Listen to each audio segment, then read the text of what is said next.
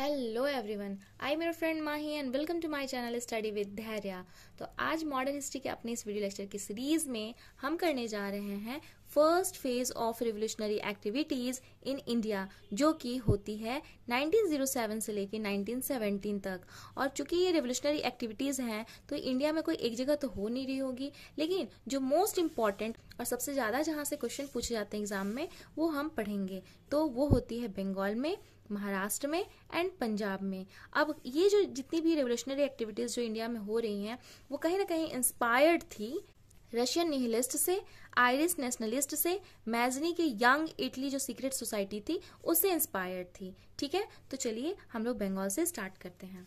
बंगाल में जो सबसे ज्यादा मोस्ट इम्पॉर्टेंट रेवोल्यूशनरी एक्टिविटी के लिए जो ऑर्गेनाइजेशन थी उसका नाम था अनुशीलन समिति।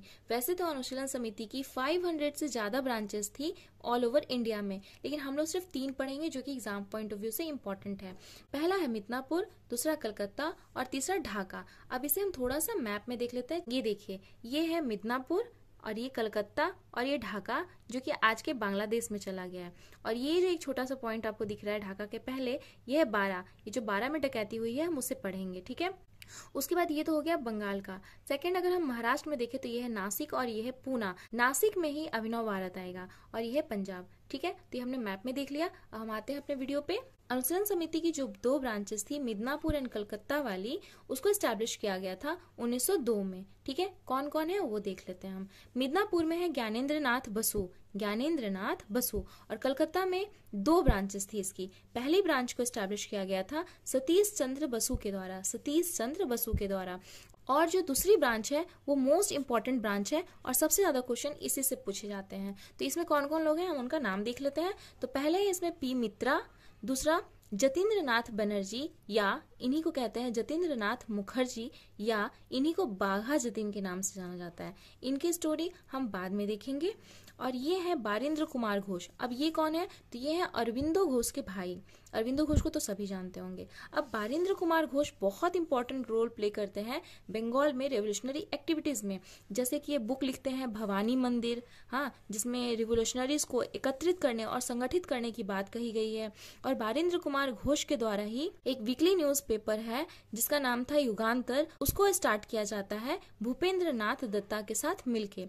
तो बारिंद्र कुमार घोष का क्या काम हो गया? तो भवानी मंदिर एक बुक लिखते हैं और युगांतर जो कि एक वीकली न्यूज पेपर होता है उसको स्टार्ट करते हैं 1906 में भूपेंद्र नाथ दत्ता के साथ मिलके। अब अगर 1906 से पहले चले जाएं 1904 में, तो एक संध्या नाम की न्यूज पेपर आती है। ये भी वही रेवोल्यूशनरी एक्टिविटीज को प्रमोट करते थे। संध्या को जो स्टार्ट करते हैं उनका नाम होता है ब्रह्म बांधव उपाध्याय। क्या नाम होता है? ब्रह्म बांधव उपाध्याय। और इसी तरीके से 1901 में न्यू इंडिया, ये न्यू इंडिया एनी बेसेंट वाली नहीं है फ्रेंड्स, ठीक है, तो ध्यान रखिएगा। ये न्यू इंडिया ये भी एक इंग्लिश न्यूज़पेपर होता है। इसे स्टार्ट किया जाता है बिपिन चंद्र पाल के द्वारा, बिपिन चंद्र पाल के द्वारा। और ये सब जो थी ना वो रेवोल्यूशनरी एक्टिविटीज को कहीं ना कहीं प्रमोट करती थी, वैसी न्यूज़पेपर थी। इसके अलावा महाराष्ट्र में अगर हम पढ़ेंगे तो काल आता है जो कि परांजपे के द्वारा स्टार्ट किया गया था। ठीक है, तो ये तो हो गया मिदनापुर और कलकत्ता वाली ब्रांच का। अब एक ब्रांच ढाका में भी खुलती है 1906 में, जिसको ओपन किया जाता है पुलिन दास के द्वारा। पुलिन दास नाम याद रखिएगा फ्रेंड्स, आगे भी आएगा। ठीक है, अब ये अनुशीलन समिति के ही सदस्य होते हैं हेमचंद्र कानूनगो। ये होते हैं हेमचंद्र कानूनगो, जिन्हें रशिया से बम बनाने सीखने के लिए भेजा जाता है। अब ये जो जितने भी रेवोल्यूशनरी एक्टिविस्ट हैं वो करते क्या हैं? तो जैसे कि ट्रेन उड़ा दिए, किसी को जो भी कुख्यात जज वगैरह है उनको मार दिए, फिर उसके बाद अपने जो रेवोल्यूशनरी एक्टिविटीज है उनको प्रमोट करने के लिए, पर्चे छापने के लिए, गन वगैरह खरीदने के लिए पैसे इकट्ठा करते थे, तो उसके लिए डकैती करनी पड़ती थी। तो इस टाइप के काम करते थे ताकि अंग्रेज डर जाएं और यहाँ से भाग जाएं। तो देखिए, एक गवर्नर फुलर थे, इनकी हत्या का प्रयास किया गया था। एक लेफ्टिनेंट गवर्नर एंड्रयू फ्रेजर थे, ये जिस ट्रेन में बैठे हुए थे उन ट्रेन की पटरी उखाड़ने की कोशिश की गई थी। 1908 का जो मुजफ्फरपुर बम कांड है इसे हमने अपने पिछले लेक्चर में बहुत अच्छे से कवर किया है, तो आप उससे जरूर देख लीजिएगा। तो ये 1908 में मुजफ्फरपुर में किंग्सफोर्ड की हत्या का प्रयास किया जाता है। ठीक है, तो अब अंग्रेज जो है चौकस हो जाते हैं और सोचते हैं कि ये बम कहाँ से आ रहा है।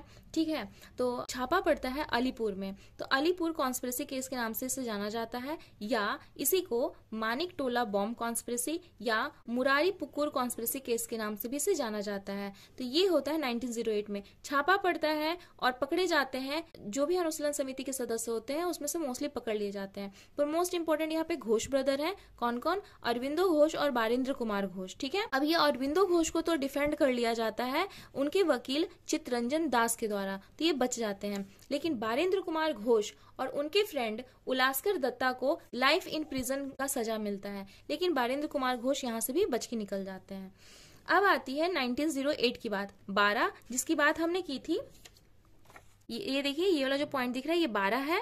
ठीक है, तो 12 में डकैती की जाती है 1908 में। ये जो अलीपुर वाला केस 1908 में, ये भी 12 वाला 1908 में। यहाँ पे आप फ्रेंड्स डेट का बहुत अच्छे से ध्यान रखेंगे, डेट ही इंपॉर्टेंट है यहाँ पे। तो 12 की डकैती होती है 1908 में पुलिन दास के द्वारा। पुलिन दास वही है जो कि ढाका में जो इन्होंने अनुशीलन समिति को एस्टैब्लिश किया था।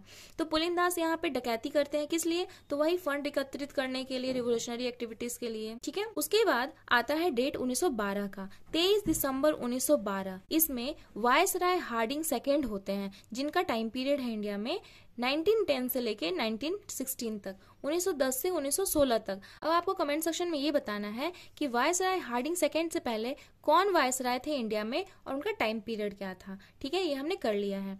तो वायसराय हार्डिंग सेकेंड को मारने का कोशिश किया जाता है रास बिहारी बोस एंड सचिंद्र सान्याल के द्वारा। रास बिहारी बोस और सचिंद्र सान्याल भी अनुशीलन समिति के ही सदस्य होते हैं। ये बॉम्ब से अटैक करते हैं वायसराय हार्डिंग सेकेंड की गाड़ी पे, जब ये चांदनी चौक से जा रहे होते हैं। तो चांदनी चौक कहाँ है? दिल्ली में। तो इसे दिल्ली कॉन्स्पिरेसी के नाम से भी जाना जाता है। ठीक है, याद रखिएगा, ये भी क्वेश्चन पूछा जाता है। अब इस केस में बहुत सारे लोग पकड़े जाते हैं, जिसमें से फांसी होती है। तो ए फॉर अमीन चंद अवध बिहारी और बी से हो गया बसंत कुमार विश्वास एंड बाल मुकुंद। ठीक है, फिर से मैं बोलती हूँ, अमीर चंद अवध बिहारी, बसंत कुमार विश्वास एंड बाल मुकुंद। और इसमें सरकारी गवाह बन जाते हैं दीनानाथ। ये भी क्वेश्चन पूछा जाता है कि सरकारी गवाह कौन बने थे, तो दीनानाथ। ठीक है, 1912 के बाद अब कहानी आती है 1915 में, बालासोर। यहाँ पे किसकी कहानी है? बाघा जतीन की। ये जो बाघा जतीन होते हैं, इनको जतीन्द्र नाथ बनर्जी के नाम से भी जाना जाता है। ये खड़े होते हैं बालासोर, जो कि उड़ीसा में है, वहां पे तट पे। किस लिए? तो जर्मन से आर्म्स आने वाला था। जर्मनी जो कि फर्स्ट वर्ल्ड वॉर में ही हमें प्रॉमिस की थी युगांतर कमेटी के लोगों को कि वो अपने आर्म्स हमें प्रोवाइड कराएगी। तो इसी को खरीदने के लिए बालासोर के तट पे खड़े होते हैं बाघा जतीन, और इन पे पहले से ही इनाम चल रहा होता है। मतलब पुलिस इनके सर पे इनाम रखी हुई होती है, और उसी इनाम के लालच में कुछ लोग इनकी जानकारी जो है वो पुलिस को दे देते हैं, और पुलिस आके इनको चारों तरफ से घेर लेती है, इनके और इनके कुछ साथियों को, और वहां पे वो गोली बारूद चलता है और ये शहीद हो जाते हैं। ठीक है, और बाघा जतीन की स्टोरी और भी है। रास बिहारी बोस और बाघा जतीन पहले मिलते हैं और ये लोग प्लान करते हैं कि रेवोल्यूशनरी एक्टिविटीज पूरी चलाई जाएगी। लेकिन जब बाघा जतीन की डेथ हो जाती है 1915 में, तो रास बिहारी बोस भी जापान चले जाते हैं। और ये वही रास बिहारी बोस है जो बाद में जाके आईएनए का एस्टैब्लिशमेंट करेंगे और जिसको सुभाष चंद्र बोस को कमांडर बनाया जाएगा। ठीक है, ये तो हो गया बंगाल का। अब हम लोग देख लेते हैं महाराष्ट्र का। महाराष्ट्र में ही सबसे पहले रेवोल्यूशनरी एक्टिविटी स्टार्ट होती है। कब से? तो 1879 से। हमने बंगाल में देखा ना कि 1902 से स्टार्ट होती है अनुशीलन समिति से, लेकिन यहाँ पे तो 1879 से स्टार्ट होती है। एक एस्टैब्लिश किया जाता है Ramoshi peasant force. Ramoshi peasant force को रामोशी कृषक जत्था भी कहते हैं, और इसको एस्टैब्लिश किया जाता है वासुदेव बलवंत फड़के के द्वारा। ठीक है, तो इसमें भी वही काम होता है कि पटरी को उखाड़ दो, कनेक्शन हटा दो और डकैती करो एंड ऑल। तो अब अगर हम महाराष्ट्र पढ़ रहे हैं तो इसमें बाल गंगाधर तिलक का नाम कैसे नहीं पढ़ेंगे? तो बाल गंगाधर तिलक भी लोगों को जागरूक करने का काम करते थे अपने फेस्टिवल के थ्रू या फिर भाषण के थ्रू। ठीक है, तो इनके द्वारा 2 फेस्टिवल स्टार्ट कराया जाता है, गणपति महोत्सव और शिवाजी महोत्सव। अब देखिए, इसमें डेट भी पूछा जाता है, तो 1893, 95। तो 93 पहले चूंकि गणपति जी की पूजा होती है, इसलिए 93 में गणपति महोत्सव 1893 और शिवाजी महोत्सव 1895। अब इनके द्वारा 2 न्यूज़पेपर भी छापा जाता है। एक का नाम होता है केसरी और एक का नाम होता है मराठा। केसरी जो मराठी में छापी जाती है और मराठा जो इंग्लिश में छापी जाती है। इन्हीं के शिष्य होते हैं चापेकर ब्रदर्स। इन चापेकर ब्रदर का नाम है दामोदर हरि चापेकर, बालकृष्ण हरि चापेकर एंड वासुदेव हरि चापेकर। ये लोग मिलके पूना के प्लेग कमिश्नर, जिनका नाम होता है Walter Charles Rand and lieutenant आयस, इनकी हत्या करते हैं। क्यों? क्योंकि पूना में 1896 के दौरान बहुत बड़े लेवल पे प्लेग फैला था, और उस प्लेग में इनका काम था राहत पहुंचाने का, सरकार की तरफ से जो भी सामग्री आ रही है। पर ये लोग राहत पहुंचाने की बजाय और लोगों के साथ गलत करते हैं, जैसे लोगों के घर जला देते हैं, जो भी प्लेग के वो पकड़े जाते हैं रोगी, उनको बिल्कुल अलग करते हैं, खाना पीना भी सही से नहीं पहुंचाते हैं, औरतों को भी मोलेस्ट करते हैं। ठीक है, तो इस गुस्से में आके चापेकर चापेकर ब्रदर्स इनकी हत्या करते हैं तब जब एक क्वीन विक्टोरिया की डायमंड जुबली सेलिब्रेशन जो कि 22 जून 1897 में होता है उससे वापस ये लोग आ रहे थे, तब इनकी हत्या कर दी जाती है चापेकर ब्रदर्स के द्वारा। यहाँ पे बिजी तिलक का एक भाषण दे रहे होते हैं और उसमें चापेकर ब्रदर्स ने जो प्लेग कमिश्नर रैंड और आयस की हत्या की हुई होती है उसको सही साबित करते हैं, ये कह के कि क्या शिवाजी ने अफजल खां की हत्या की तो गलत किया? नहीं, बिल्कुल नहीं। ये इस भाषण को देने की वजह से इन पे आरोप लगाया जाता है कि इन्होंने कहीं ना कहीं भड़काया था और इन्हें जेल हो जाती है 18 महीने के लिए। पहली बार जो जेल जाते हैं वो इसी टाइम जाते हैं 1897 में, जब ये चापेकर ब्रदर्स इनको मारते हैं, ठीक है, ये टाइम है 1897 में। और जब ये इस टाइम जेल जाते हैं तो बहुत फेमस हो जाते हैं और इन्हें एक टाइटल मिलता है लोकमान्य तिलक। लोकमान्य मतलब लोगों के द्वारा मान्य हो गया है। अब यहाँ पे मैं आपको डेट थोड़ा सा दिखा देती हूँ। ये रामोसी प्रेजेंट फोर्स जो है उसको बनाया गया था 1879 में। कब बनाया गया था? 1879 में। अगर आप इसको उल्टा करें ना 97 कर दें तो ये 97 में चापेकर ब्रदर ने प्लेग अधिकारियों को मार दिया था, ठीक है। अब 97 के बाद 99, ये देखिए 1899 में मित्र मेला को एस्टैब्लिश किया जाता है। वीडी सावरकर और जीडी सावरकर दोनों ब्रदर्स होते हैं, उनके द्वारा मैजिनी की यंग इटली के तर्ज पे, ठीक है। अब 1899 के बाद 1904 अभिनव भारत बनाया जाता है। किसके द्वारा? तो सेम दोनों ब्रदर्स के द्वारा, वीडी सावरकर और जीडी सावरकर के द्वारा नासिक में, और मित्र मेला को अभिनव भारत में मिला दिया जाता है, ठीक है। 1904 के बाद 1909 में दो काम है। ये अभिनव भारत के ही दो सदस्य होते हैं, अनंत लक्ष्मण कन्हरे और मदन लाल ढींगरा। अनंत लक्ष्मण कन्हरे जैक्सन की हत्या कर देते हैं, नासिक का कलेक्टर होता है उसकी, ठीक है। और मदन लाल ढींगरा कर्जन वाइली की हत्या करते हैं लंदन में, वहां पे, ठीक है। इन दोनों का डेट भी एक ही है और दोनों जो पर्सन है अनंत लक्ष्मण कन्हरे और मदन लाल ढींगरा ये दोनों अभिनव भारत से ही बिलोंग करते हैं, ठीक है। तो अनंत लक्ष्मण कन्हरे जैक्सन को मार देते हैं और मदन लाल ढींगरा कर्जन वाइली को लंदन में मारते हैं। अब जैसे कि अनुशीलन समिति में हेमचंद्र कानूनगो को भेजा गया था रशिया बम बनाना सीखने के लिए, उसी तरीके से पीएन बापट होते हैं जो अभिनव भारत के सदस्य होते हैं, इन्हें पेरिस भेजा जाता है बम बनाना सीखने के लिए। तो इस तरह से महाराष्ट्र का भी खत्म होता है ये। अब आता है पंजाब का। तो पंजाब में ज्यादा इंपॉर्टेंट नहीं है, इसमें लाला लाजपत राय होते हैं जो पंजाबी लिखते हैं। अजीत सिंह जो चाचा होते हैं भगत सिंह के, वो एक जर्नल निकालते हैं भारत माता के नाम से, और इनका एक क्रांतिकारी समिति होती है लाहौर में, अंजुमन ए मुहिस्बान ए वतन, ठीक है।